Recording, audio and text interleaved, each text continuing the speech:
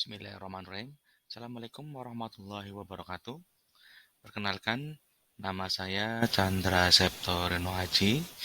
Saya adalah seorang guru SD Negeri Karangkemiri, Kecamatan Karanglewas, Kabupaten Banyumas, Provinsi Jawa Tengah.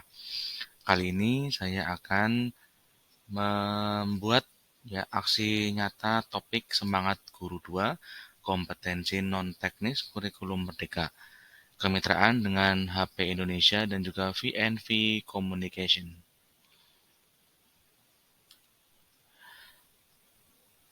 Tujuan pembuatan video kali ini adalah membagi 4 tips dalam mengajar untuk membantu peserta didik melatih berpikir kreatif di kelas.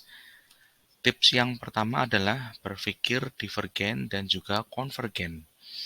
Kreativitas adalah proses berpindah-pindah dari berpikir divergen dan konvergen. Ada saat yang tepat untuk berpikir divergen. Ada juga saat yang tepat untuk berpikir konvergen. Contoh praktik berpikir divergen adalah brainstorming. Contoh praktik berpikir konvergen adalah seleksi gagasan. Jika tahap berpikir divergen diganggu konvergen dan sebaliknya, proses kreativitas akan terhambat. Oleh karena itu, supaya ide dapat betul-betul bermanfaat, baik kemampuan berpikir divergen maupun konvergen sangat perlu untuk dikembangkan. Kemudian tips yang kedua adalah gagasan baru bagi saya ataupun versus orang lain. Suatu gagasan atau produk disebut kreatif jika orisinal atau baru dan adalah solusi terhadap masalah tertentu. Materi ini berkaitan dengan aspek orisinal. Gagasan atau produk bisa saja baru bagi saya, sang pencipta, tapi sudah lazim di masyarakat.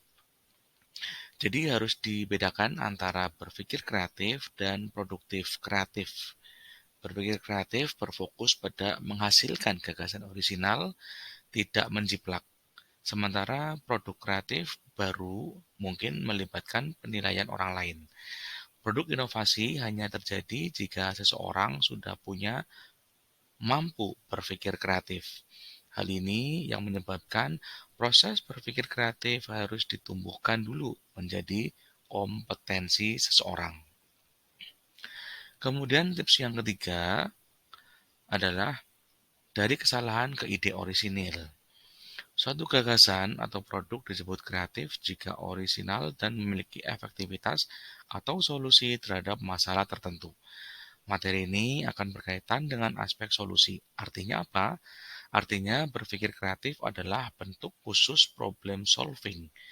Seringkali gagasan baru benar-benar orisinal setelah berulang-ulang direvisi. Proses revisi terus-menerus inilah yang tidak dipraktikkan oleh proses berpikir non-kreatif. Hal ini sejalan dengan kata-kata edition. Munculnya ide sebetulnya hanya memegang 1% saja dari kreativitas, tetapi 99% lainnya adalah kerja keras. Tips yang terakhir atau yang keempat adalah mengambil risiko. Gagasan kreatif seringkali keluar dari pemikiran dan tindakan yang sudah menjadi tradisi. Gagasan tersebut belum masih minim praktik. Bahkan mungkin belum ada dan berisiko memiliki celah kesalahan atau kerugian mungkin besar dan atau tidak terduga. Sebagai individu kreatif, seharusnya tidak terhambat oleh ketakutan terhadap risiko-risiko tersebut. Bukan karena ia tidak takut, tapi karena proses kreatif juga merupakan problem solving. Tepatnya, problem solving dalam kreativitas menempuh extra meals.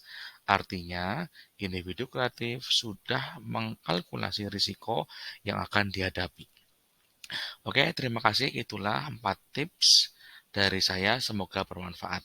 Terima kasih. Assalamualaikum warahmatullahi wabarakatuh.